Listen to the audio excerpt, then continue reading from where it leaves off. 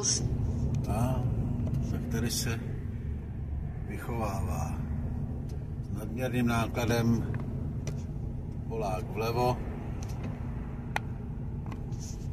a pánové od Grubera ho vychovávají, aby se nám to stahování do jednoho pruhu neprodloužilo.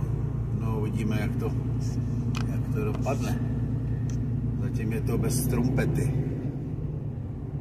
Tak uvidíme.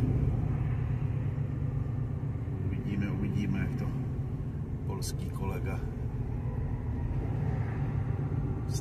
vynese.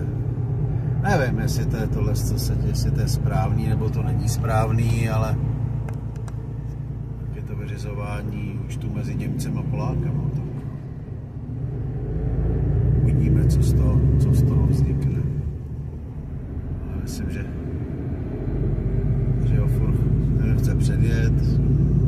To je zajímavý to je zajímavý.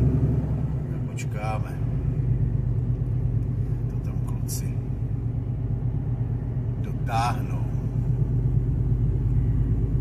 Ale zdá se, že to dotáhnou do vítězného konce. Já to říkám.